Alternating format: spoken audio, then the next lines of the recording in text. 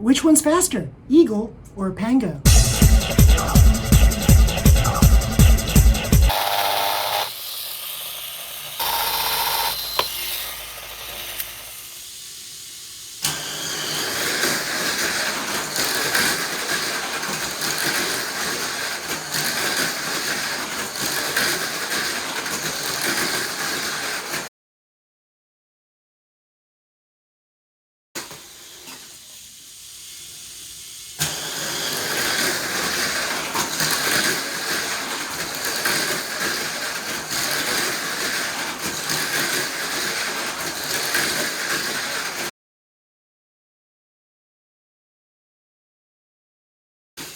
So these cars are pretty much neck and neck. Eagle on its FMA chassis, Pango on its VZ chassis. They're both really fast cars.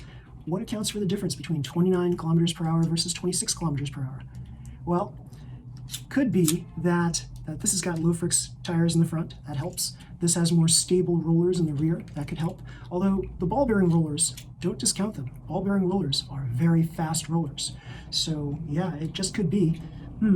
All things considered, this might be a little bit lighter in weight than this, so that helped this in some cases.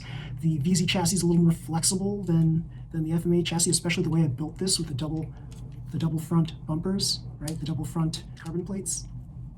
So yeah, this is meant to be a tank. This is meant to be speedy fast. So yeah, two different philosophies, and I pitted them against one another, and you saw the results were more or less the same. I'd be proud to enter either one of these cars. They both have atomic tuned motors in them. This has a newly minted 34,000 RPM broken in motor, atomic tuned motor in this one. This one has a 32,000 RPM atomic tuned motor in there. Pretty darn cool. I originally had a 33,000 RPM torque tuned motor in here, and it did pretty well. I might switch it back. I might switch it back up. Here it is, the 33,000 RPM motor, Venom tuned, and I had that in here, and this was doing fairly well. I mean, this, truth be told, on technical courses with a torque tuned motor, you're going to fare a bit better than you can with an atomic tuned motor. Your mileage may vary, of course, but it depends on how you break the cars in, what you have in the car, all of the rollers, the synergy that each car brings, right? So everything that's here, everything balanced and stabilized when you do the drop test, everything matters in your car design. Yeah, pretty cool.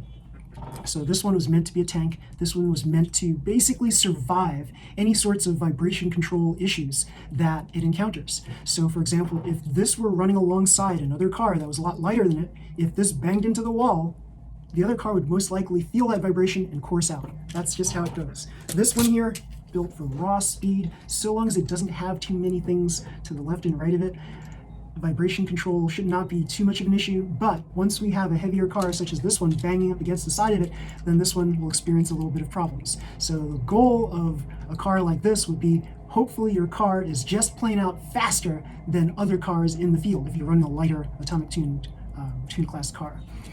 If you have a heavy car, you're going to have to basically rely on trust that this is going to be fast enough for you, it's going to be stable enough for you, solid enough.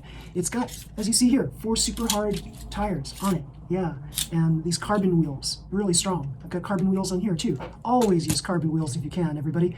They are so much better than regular plastic wheels. Now, the only carbon item that I've found great grief with was that Carbon Special kit, the Tri-Dagger Carbon Special. For some odd reason, my Tri-Dagger Carbon Special car was not too fast, and I was kind of disappointed in it, but it looks so darn cool, right? That car looked so cool. So I think I know what needs to be replaced on it so that it can be faster, but then it's not going to be box stock anymore. So that's not good, trying to race a car like that. However, you can always turn it into a tune class car, and maybe that's what I'll do next with that Tri-Dagger Carbon Special. We'll see what happens. But yeah, you'll see. Run the races again. Just play the race again with these two cars. You'll see which one fares better around corners, which one fares better on straightaways. You'll see which one's actually a superior car. They're both pretty much equal, and that's pretty cool. That means I designed them well. If you have a car that is as fast as everyone else's car in the field, you're doing pretty well. The only thing that will allow you or the other racers to beat one another is the little extra touches that you add to the car. By that I mean things like you have to have proper weight distribution, you have to have proper mass damper weights, you have to have proper lubrication on the rollers. Everything matters. You have to have proper sponge brakes. your rollers should be in line with the middle of the wheel if you can. The rollers can be in the middle or below the mid-wheel line. Yes, so take that tip to heart. That's a very useful tip. When you use something like this, I'm using the 5-lane slope here, and you're running this car along the slope, your wheels should still be touching the slope at pretty much the lowest end. So every now and again, you'll see this doesn't, like, you'll see the wheels kind of like slip a little bit when I'm going on here. Like, that means my brakes are a little too thick, right? So you want to make sure that your brakes are not too thick so that this car will roll across this 5-lane high slope very easily. And also on the 3-lane, if you're racing on a 3-lane track, since this car was basically meant for 3-lane tracks, you should have basically, you see here, the wheels turn at basically every step of the way. There you go. That's what you want. So the brakes are like right here. They're now snuggling up against it as it goes up this bank slope here, the 3-lane bank slope. So yeah, pretty cool, pretty cool. So yeah, this is a very useful device. It's by 324. It's a slope checker. So get that if you can, and you can test your cars with it. You can test your tune class cars. It's no more is it more important than in tune class and open class cars, having your cars designed just right.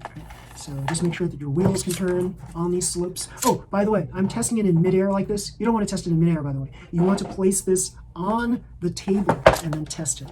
So that way it ensures that everything is as completely flat as possible before you begin testing. Because if you warp it while you're holding it in midair like this, then you'll get a sense of like false satisfaction if your car does move along here. So make sure you're testing it on a tabletop, flat surface tabletop.